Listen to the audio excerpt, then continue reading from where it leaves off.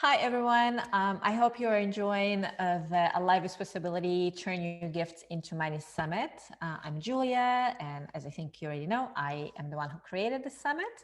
And today I want to talk to you about the approach I take to business. It's a new approach. I call it building your plane as you're flying it.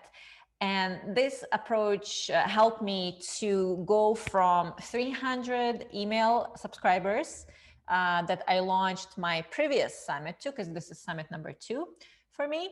And it helped me to go from a marketing outreach of 300 people to a marketing outreach of 58,000 people in 1 year. And as you can probably tell, it's a very, very exciting transformation that happened in my business. And I just want to share with you the step that I've taken. And I want to help you see that there is another approach to creating a business than what most of the current business teachings suggest. Okay, so as I said earlier, I'm calling this approach building the plane as you're flying it. So what do I mean by that? How do you build your plane as you're flying it? Well, here's how I do it. I set an intention. I ask myself, okay, what is it that I intend to create in this project? So right now I'm talking about the summit project that I've been working on for the last, I would say, I think about 4 months. It took me about 4 months to create this whole experience for you guys. And I connected with the intention that I had for this summit. And the intention was to create a very meaningful, connecting, and supportive experience for everyone who comes in. So for you guys, I really wanted to make sure that once you come into this summit space, you're going to receive not only tools for creating your businesses and turning your gifts into happy money, but also that you have this sense of support and being held and knowing that you're not alone. So that was my intention for this whole event. And what I did after I set the intention is that I started tuning in to the energy, to the messages that I've been receiving from the energy field. And let me tell you a little bit, a little story to sort of demonstrate what I mean by that, but what I'm saying. So a long time ago, well, actually not that long ago, probably I would say up until 4 years ago, probably, I used to work in the very typical way, you know, the way it's being taught right now in the world. So you have to hustle, you have to work really hard. And after you hustle for years, sometimes at a time, and you pretty much deplete your health, really, then maybe you will reach some level of success. That was my approach in the past, working really, really, really hard. And that was the only way I believe that I can accomplish success. Now, the problem is that not only did I not accomplish success, I burnt myself out completely. Like it was just, I just could not get traction. I could not get to where I wanted to get in my business. And after a while, I started questioning. Okay, well, is it the business that is the problem? Do I not have the skills for having a business? Or like, what is the problem here? Like, why is what I'm trying to do is not working? And I personally, I love going into nature. And so I started going into nature more. And then I remember just to to free up space so that I can sort of connect and tune in and see, like, what am I missing? What am I missing? And I remember one day I was sitting by the lake, and I like to read. I don't know if you guys know. I'm sure you heard about Lao Tzu, who is this ancient mystic, and he. There's a book called Tao Te Ching, And it's filled with quotes from Lao Tzu. And I remember I was sitting by the lake one time, and I was lifting through the booklet. It was kind of this big, and I came across a quote from Lao Tzu, and the quote said, "Nature doesn't hurry, yet everything gets accomplished." And I was like, wow, like that's profound. That's really profound. And I thought to myself, but how? But how does nature not hurry and everything gets accomplished? Because I can't do it. Like, I have so many things on my to-do list that if I did not hurry, nothing would get accomplished. But I thought to myself, okay, well, Lao Tzu is considered to be a very intelligent individual. And if he came up with this concept, if he had that understanding that came to me, and he shared it in this quote of nature doesn't hurry, yet everything gets accomplished, okay, maybe there's something to it. And what I started doing is I decided, okay, I don't know how it's possible to not hurry and accomplish everything that I want to accomplish, but I'm going to tune into this message, and I'm going to see if I can find out, if I can discover the answer. And I started going more and more into nature and spending more time in nature and really paying attention to how nature does things, how the seasons, they always come and go, always come and go. There's this rhythm. And then I saw that there is this relatedness in nature. So the bee goes, sits on a flower and collects the nectar, and then transforms it into honey, and then the honey is nourishing to so many creatures and humans as well. And it's like, and then for example, Sue March in her talk about cloud photography, I don't know if you guys listened to it. If you haven't, I encourage you to do it. It's an amazing talk. And she talks about how a cloud has a cycle. It starts with water, and then when she goes into the ocean, the water gets warmed up by her body temperature, and the steam, the vapor comes up, and it becomes a cloud, and it just keeps going in this circle. Okay. And there's just so many things that nature does that we can learn from. And that's what I discovered as I kept going into more and more into nature. And I also realized that there is an organizing intelligence to nature. Things don't just happen out of the blue, like it's not spontaneous. Things do not happen in this haphazard way. There's a very specific flow and rhythm to nature. And I just kept going out and just really paying attention to what was happening. And I started noticing that the more I did it, I started being able to tune in to the vibration of nature. And I'm going to call it the vibration of the universe. So the vibration of life that flows through nature. And in my opinion, that's what animates the entire universe, the entire life on our planet and in the entire universe. And I started being able to tune in to this energy and hear the messages that were coming through. Because, for example, okay, let's go back to this analogy that we can learn from nature in terms of how to build our businesses. So think about an acorn, this tiny little seed. And an acorn has coding. It's coded to become an oak, a big oak. So this tiny little seed is coded to become an oak. It has the potential coded inside of it to become this huge big tree that provides a lot of shade and nourishment for so many creatures on the planet. And how does it do it? That was my question. How does it do it?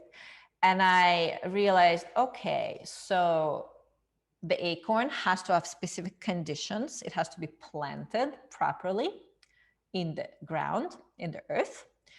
And then there is, as the season change. So for example, we're currently moving into fall in Canada and where I live.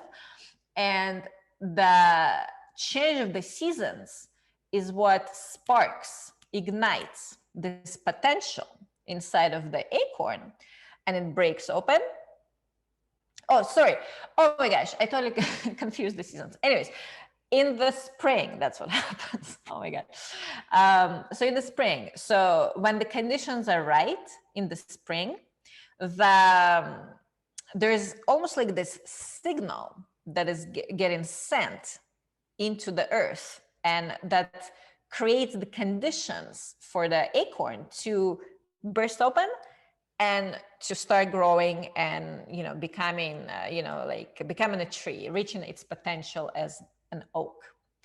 And so basically what I'm saying here is that there is an organizing intelligence in the universe. Like, that's what I noticed. And if we tune in to this organizing intelligence, we can actually be guided towards actualizing our own potential of becoming the human being we came here to be. So the fullest potential of ourselves as human beings in this lifetime. And if we listen to these messages, we can very effectively move towards success and become very successful, because that's really the that's, in my opinion, that's like the whole point of life. It's that life is constantly organizing around our success, and it wants to bring all of its creations towards the highest potential that we have on this planet. So that's what I started doing. I started going into nature and listening to the energy, to the organizing intelligence, and I started asking, okay, so in order for me to bring my gifts into the world, because I know that these gifts were meant to be shared with people. I can feel it so strongly in my heart, in my body. And I started asking this organizing intelligence, okay, well, how do I do this efficiently and effectively and successfully? And guess what? Step after step after step, things just started getting revealed to me. The first message, so I did the first summit, the first Alive Possibility Summit last year in May. And then I took a little bit of a break, and then I decided I'm going to start out again. And as soon as I decided to start out again, I started asking, okay, well, because the first time I didn't have a lot of community around it. I only had the talks, and that's it. And this time around, I really wanted to build like a sense of community, to bring people together in a very connected and nourishing and supportive way. And I started asking myself, okay, well, that's what I want to do, but how do I find this community? Like, what? I had no idea. And that was before I joined the Arigato Living community, Ken Honda's community. And so as I kept going into nature, what happened is that I received the message that, okay, soon you are going to be connected with the right community. And guess what? A few days later, I received an email from Ken Honda's newsletter, and it said that he's starting the Arigato Living community. And I knew right away that this was the community for me. And I joined it, and I became one of the leaders, and things just started unfolding so well. And then I thought to myself, okay, so this is great. Now I want to find a way to bring this summit to like a lot of people, because personally I feel very energized when there's like a lot of people around me. And I also wanted to share this message. I'm so excited about sharing this message of possibility, what's possible, being alive, this possibility to create a really meaningful difference in the world with our gifts. And so I wanted to share this with a lot of people. But again, I didn't know how.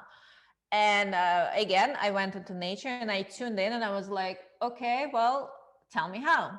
And the message was that I don't need to figure it out. I don't need to try to like strategize, plan. I don't need to do any of that. The message was just keep going with the flow and pay attention to what's happening. And another message was to connect more deeply with the organizers of Arigato Living Community. And I've done that anyways, because it was just like a natural progression of me being a leader. I connected more and more with them, and then I reached out to James, who is the project manager for Arigato Living. And I actually had no intention of, um, like, I had no intention other than asking James if he could ask Ken if Ken wanted to speak at my summit. I was not planning at all to ask, James if Ken could send out a message to his community about this summit.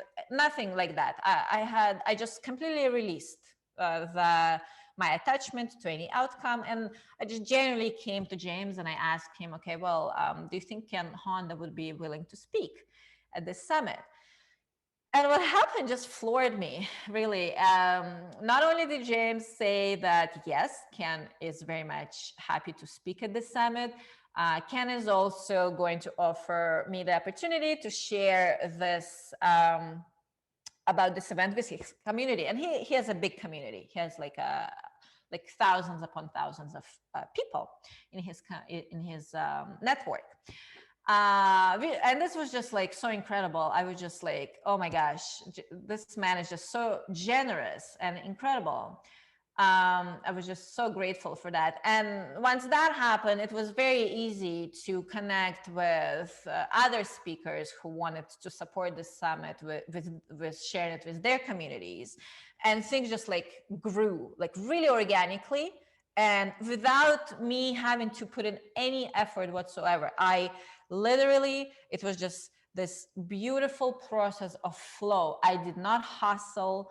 I did not burn myself out. I did not do anything that I used to do. And my results were just so much greater just because I tuned in to the information that was provided for me from the universal intelligence. And I simply acted on that. Okay, so this is kind of my story here. I'm still amazed. I'm still amazed just at how incredible everything turned out. It's just so exciting. So what I want to do now is I'm going to give you three tips in terms of how you can apply this method to your own business if you're interested, if you want to try it out, if you want to kind of find your unique flow and your unique path as you work on bringing your gifts into the world and turning them into happy money. So the first step is actually realizing that there is a different way.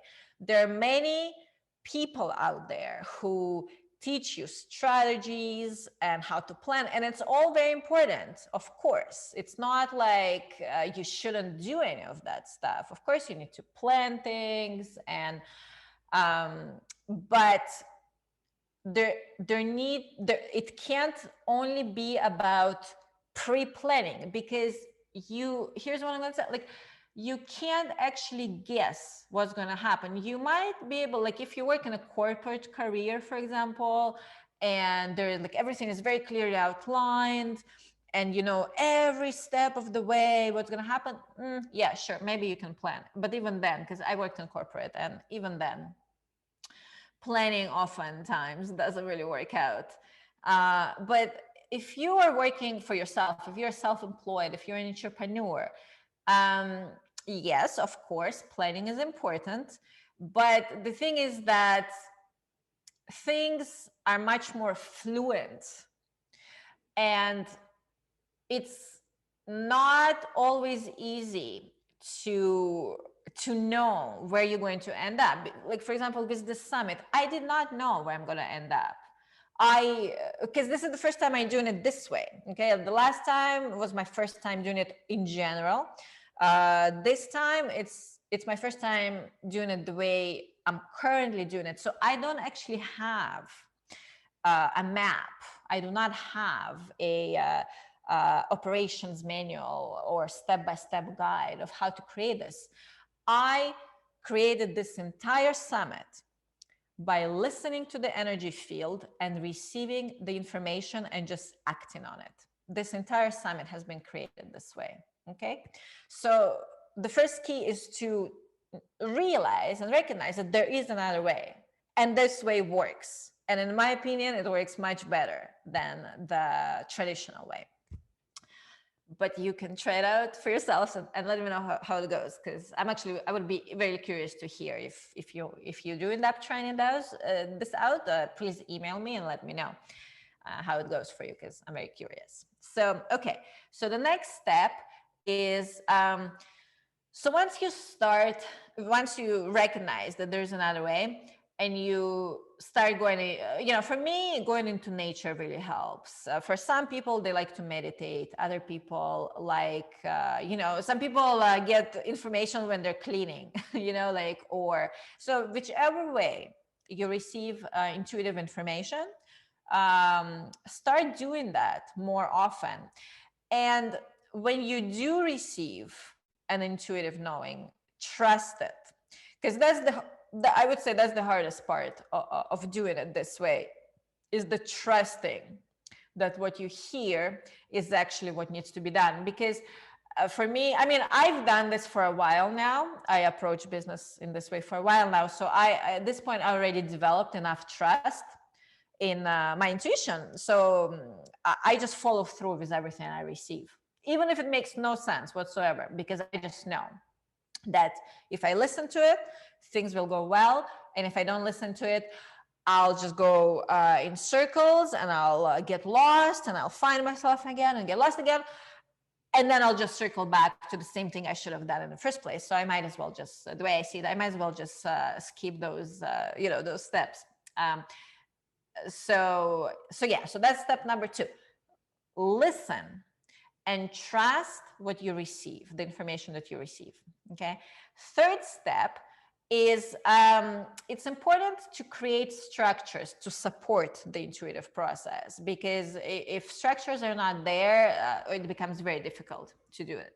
So let me tell you what structures I created for myself to make this summit a success. So first of all, I knew that if I work on my own, if I work alone, I probably will not get much anywhere. Well, I probably will get somewhere, but not far, because I'm the kind of person, I really like community support. I really like doing things together with people. Like, I'm not a fan of just going off on my own and just sitting alone at home. Like it's just not me. So what I did is once I became a Arigato community leader, Arigato living community leader, I created a group. It's called Alive with Possibility, Intuitive Business, and Passion Project Mastermind. You're very welcome to join it if you end up joining the Arigato living community. And I created a group in there to support myself and to support everybody else who is working on bringing their gifts into the world and turning them into happy money. So that was my first structure. So for almost a year, we've met weekly, and we just kept supporting each other and brainstorming things together. And I couldn't have done the summit without them. I can tell you this for sure. If it wasn't for this group, this summit would not be happening. So that was my first structure. Then I also always make sure to take care of my health, because here's the thing, because you never know what's going to happen. You just never know what opportunity you're going to receive, or how quickly you might need to pivot, or because again, it's this process requires us to flow with life. So it's a very flowing, fluid kind of process.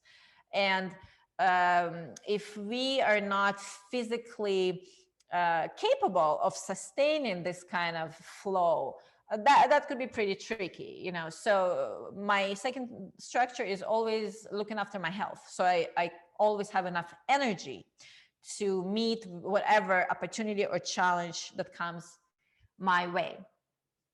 And the third structure I create for myself is an internal structure. And that is, I always give myself permission to fail, because I know that if I hold myself, you know, if I hold myself to this standard of being perfect and doing everything right, and I will just not be able to, well, first of all, it would be too scary to follow my intuition, because, you know, intuitive knowing is not as, how should I put it? Like, it's not as concrete as, let's say, mental kind of knowing. And if I did not give myself permission to fail, I think I would be just too nervous to be able to do things this way, and I would not have done it. And so even with the summit, and I actually told all of my speakers, I told them ahead of time that I need you to please give me permission to fail. Like, if my whole intention with the summit is to make it a huge success. And I also am asking you to hold space for me, and be compassionate with me if I do end up failing with this project. And once I had this conversation with the speakers, and once I had this conversation with myself, and I told myself that, you know what, no matter what happens, even if this project doesn't turn out the way I intended it to, which did not happen, this project has turned out to be like incredible, and just like so much more than I even initially anticipated or expected. But I told myself that if this does fail, I'll be okay, and it's okay, and I'll try again, you know, later, you know, in a few months or in a few weeks. And that gave me this freedom to just go with the flow and do exactly what I felt called to do every step of the way. So those are my 3 tips. I hope it helps. I hope you get a pretty good idea of how this process works. You can always email me, and I'll be happy to clarify and tell you more. And right now, what I want to ask you is, well, what do you see being possible for you and your business and your ability to turn your gifts into happy money if you follow this process? So just take a moment to connect with that.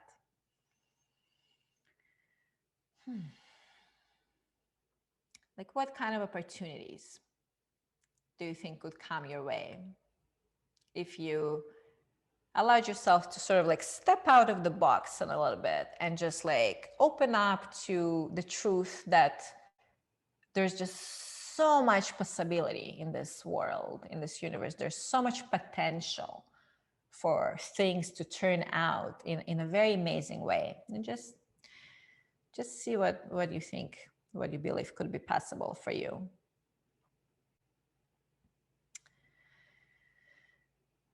And if you decide to try this process, and you could try it with like a really little small project. So it's, you know, obviously like a huge project like this summit is, you don't want to start out with like this, like a huge project. Just, you know, start out really small, something where you can test it out, and it's totally okay if it doesn't work out, because, you know, it's not a big deal kind of thing. And once you decide to start doing that, if you decide to start doing that, so my question is, well, what is your next step? Like, what is your next step to be able to embody this process and try it out? So thank you for being here. And I hope you received helpful information from this talk. You can always email me at alivewithpossibilitysummit@gmail.com. And if you have any questions or you wanted to share anything, please feel free to reach out, and I'll be very happy to hear from you. Thank you for being here and enjoy the rest of the summit.